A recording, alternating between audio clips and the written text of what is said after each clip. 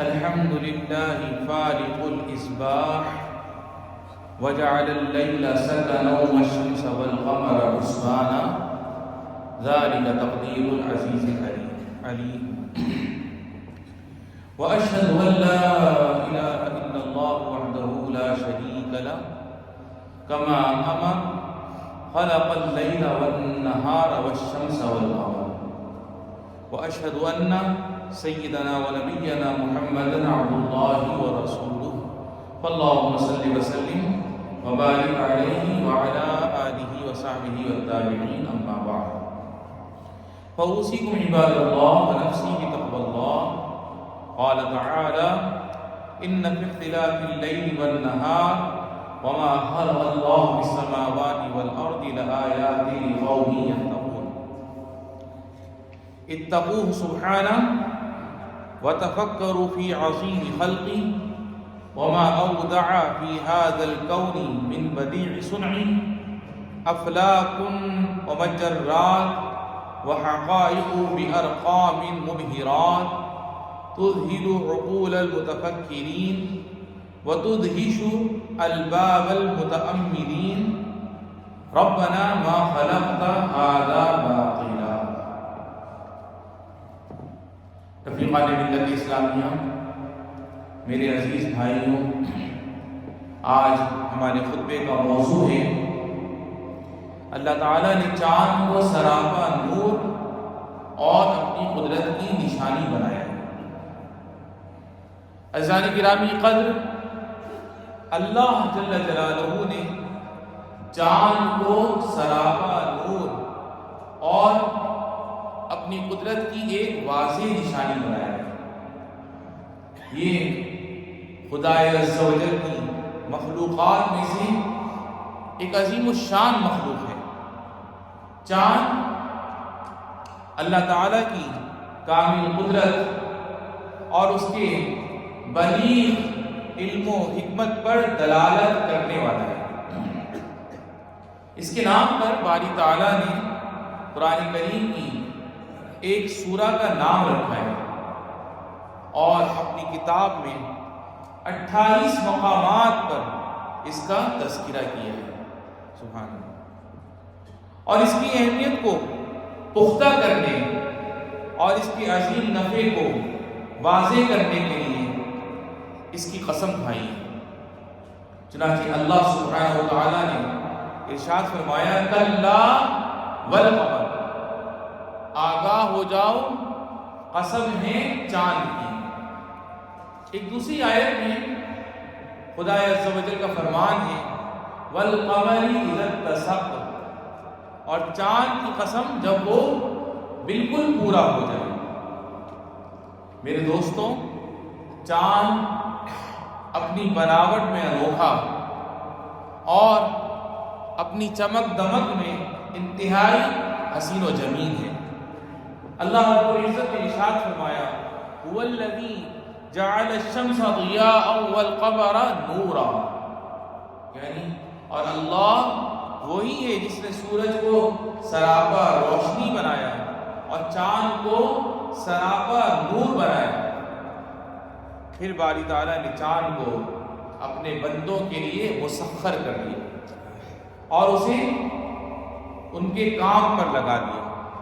چنانچہ اس کا ارشاد ہے وَسَخَّرَ الشَّمْسَ وَالْقَمَرَ كُلٌّ يَجْرِي لِأَجَلٍ مُّسَمًّى، یعنی اور اس نے سورج اور چاند کو کام پر لگا دیا ہے اور ہر ایک معین میعاد کے لیے رواں دواں ہے۔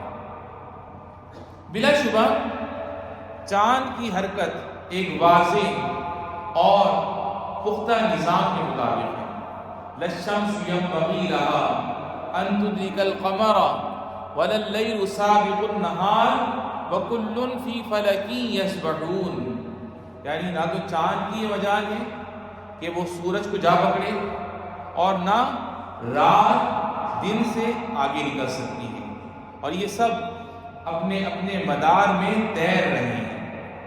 چنانچہ چاند اپنے متعین نظام سے نہ تو آگے بڑھ سکتا ہے اور نہ ہی اسے پیچھے ہٹ سکتا ہے۔ اسی طرح نہ جلدی نکل سکتا ہے اور نہ ہی اپنی مرضی سے رک سکتا ہے۔ خالق کائنات کا فرمان عالی شان ہے وَسَخَّرَ لَكُمُ الشَّمْسَ وَالْقَمَرَ دَائِبَيْنِ، اور اس نے تمہاری خاطر سورج اور چاند کو اس طرح کام پر لگا دیا ہے کہ وہ مسلسل سفر میں ہے۔ تو میرے بھائیوں، اللہ کا شکر ادا کرتے رہو اور سوچو کہ بالفرض چاند اپنے مدار سے باہر نکل جائے اور وہ اپنے راستے سے ہٹ جائے تو کیا ہوگا؟ دنیا کا نظام کس طرح چلے گا؟ اسی طرح اگر یہ چاند زمین کے اور زیادہ قریب آ جائے یا اپنے وقت متعین سے لیٹ ہو جائے تو کیا ہوگا؟ لیکن ایسا نہیں ہوتا، کیونکہ اللہ تبارک و تعالیٰ کی قدرت نے اسے پابند کر رکھا ہے۔ ھذا خلق اللہ، یہ اللہ کی تخلیق ہے۔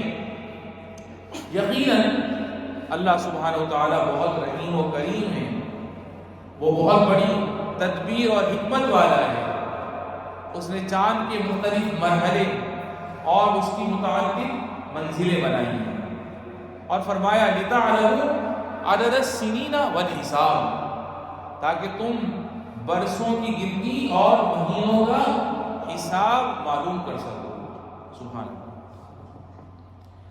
اللہ کی کاریگری میں غور و فکر کرنے والوں، اس عظیم الشان اور روشن چاند کو باری تعالیٰ نے بنایا ہے۔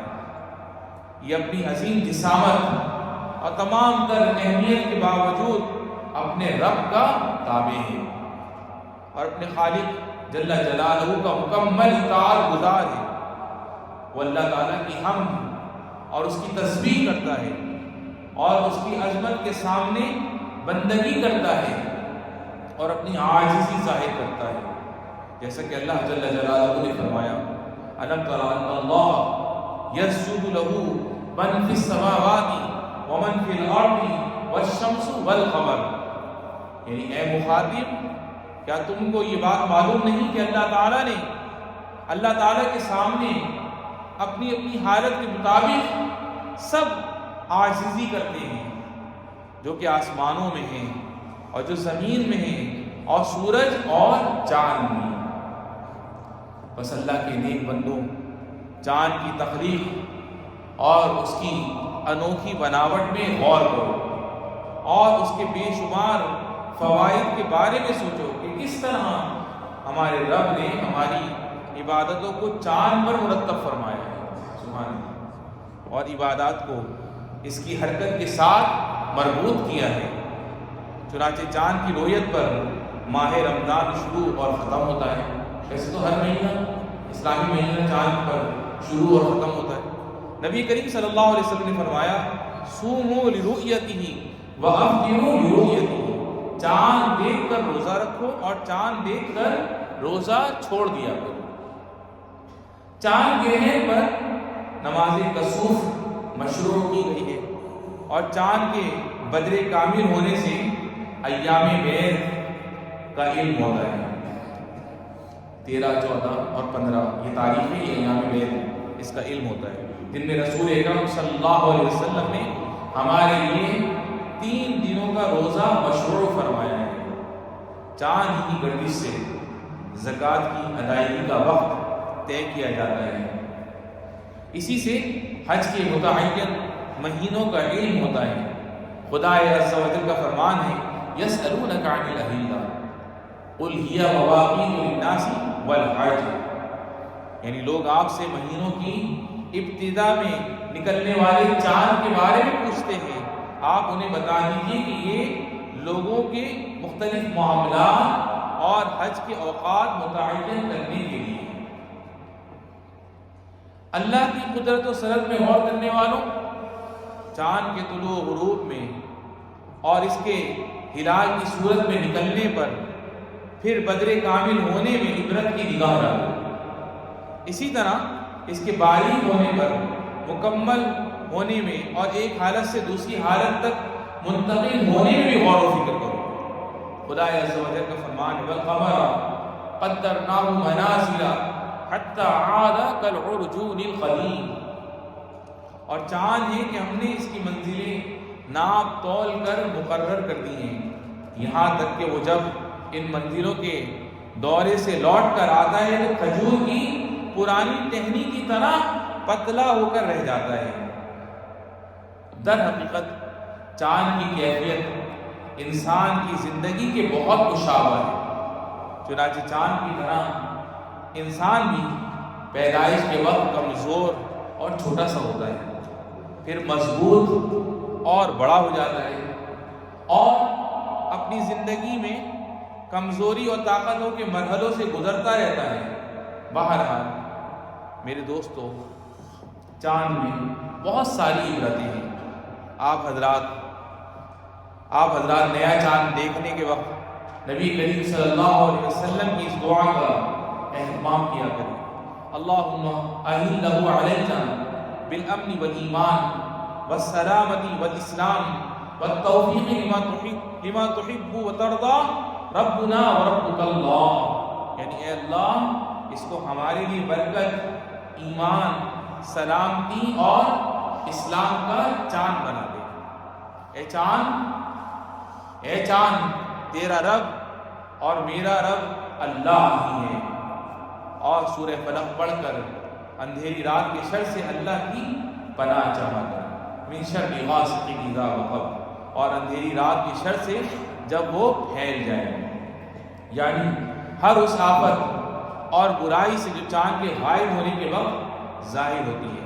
اور اس سلسلے میں نبی کریم صلی اللہ علیہ وسلم کے معمول مبارک کی پیروی کریں، کیونکہ آپ صلی اللہ علیہ وسلم نے چاند کی طرف اشارہ کر کے ام المؤمنین سیدہ عائشہ رضی اللہ تعالی عنہا سے فرمایا، یا عائشہ استعیذ باللہ من شر ھذا، واشار الی القمر فإن ھذا هو الغاسق اذا وقب، یعنی اے عائشہ اس کے شر سے اللہ کی پناہ چاہو، یعنی اس کے چھپنے کے وقت جو اندھیرا پھیلتا ہے اس کے شر سے اللہ کی پناہ چاہو۔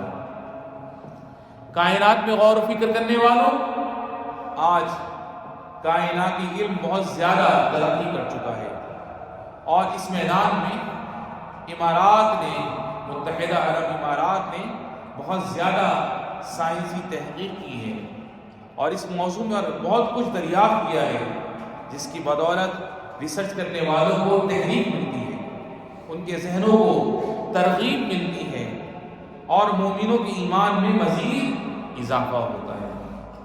یا اللہ اپنی کائنات کی نشانیوں میں ہم سب کو غور کرنے والا اور اپنی عظیم نعمتوں پر شکر کرنے والا بنا دے، اور اپنی ذات بابرکات اور اپنی عظیم سلطنت پر ایمان و یقین رکھنے والا بنا دے، نیز اپنے اس فرمان پر عمل کی توفیق عطا فرما۔ یا ایھا الذین آمنوا اطیعوا اللہ واطیعوا الرسول واولی الامر منکم، یعنی ایمان والوں اللہ کی اطاعت کرو اور رسول کی بھی اطاعت کرو، اور تم میں جو صاحب اختیار ہوں ان کی بھی اطاعت کرو۔ اقول ما سمعتم واستغفر اللہ لی ولکم۔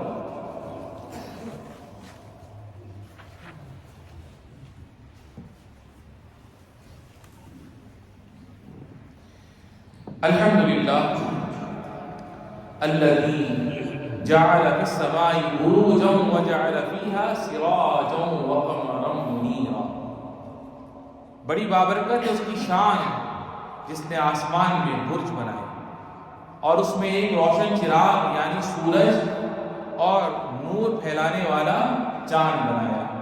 والصلاة والسلام علی سیدنا ونبینا محمد خیر البشر من کان وجہہ احسن من القمر وعلی آلہ وصحبہ والتابعین الغرر۔ میرے نمازی بھائیوں اور عزیز دوستوں، بلا شبہ چاند کی لمبائی اور چوڑائی اور اس کی بڑائی اور انوکھی بناوٹ ان چیزوں میں ہے جس میں غور کرنے سے بندے کا ایمان مضبوط ہوتا ہے، اور اپنے رب کے وجود اور اس کی عظمت پر اس کا یقین پختہ ہوتا ہے۔ چاند کو ایسے وقت میں دیکھنا جبکہ وہ بدر کامل ہو چکا ہو، یعنی وہ مکمل ہو چکا ہوتا ہے اور اس کا حسن و جمال مکمل ہو چکا ہوتا ہے، یہ دیکھنا ہمیں ایک ہیبت ناک دن کی یاد دہانی کراتا ہے اور جنت کی عظیم الشان نعمتوں کی بھی یاد دلاتا ہے، جس کے بارے میں رسول اکرم صلی اللہ علیہ وسلم نے ہمیں اس طرح بشارت دی، ان اول زمرۃ يدخلون الجنۃ علی صورۃ القمر لیلۃ البدر ثم الذین یلونهم علی اشد کوكب دری فی السماء اضاءۃ، یعنی سب سے پہلا گروہ جو جنت میں داخل ہوگا ان کے چہرے 14ویں رات کے چاند کی طرح روشن ہوں گے، سبحان اللہ۔ پھر جو لوگ ان کے بعد داخل ہوں گے ان کے چہرے آسمان پر موتی کی طرح چمکنے والے سب سے زیادہ چمکدار ستارے کی طرح روشن ہوں گے، سبحان اللہ۔ ان کے چہرے چمک دمک رہے ہوں گے اور ان کے دل خوشی سے لبریز ہوں گے اور وہ لوگ اپنے رب کے دیدار کے مشتاق ہوں گے، سبحان اللہ۔ وجوہ یومئذ ناظرہ الی ربها ناظرہ، یعنی اس دن بہت سے چہرے شاداب ہوں گے، اپنے رب کی طرف دیکھ رہے ہوں گے۔ رسول اللہ صلی اللہ علیہ وسلم نے دیدار باری تعالیٰ کی کیفیت اس طرح بیان فرمائی ہے، انکم سترون ربکم کما ترون ھذا القمر لا تضامون فی رؤیتہ، یعنی بلا شبہ ان قریب تم اپنے رب کا اسی طرح دیدار کرو گے جیسے تم لوگ اس چاند کو دیکھتے ہو، تمہیں اپنے رب کے دیدار میں کوئی مشقت نہیں ہوگی، سبحان اللہ۔ یعنی تم بلا کسی تکان اور مشقت کے بالکل واضح اور عیاں طور پر اپنے رب کا دیدار کرو گے۔ آئیے ہم بھی دعا کریں، یا اللہ ہمیں اپنی نعمتوں والی جنت میں داخل فرما اور اس میں اپنے روح مبارک کے دیدار سے ہمیں سرفراز فرما، ہمیں ہمارے والدین، بہن بھائی، بیوی بچوں کو صحت و سلام کی اور عافیت والی زندگی عطا فرما، اور جن کے والدین اور جن کے بہن بھائیوں میں جو بھی تیری بارگاہ میں چلیں گے رب العالمین ان سب کی بے حساب بخشش و مغفرت فرما۔ وصلی اللہ وسلم وبارک علی سیدنا و نبینا محمد خاتم المرسلین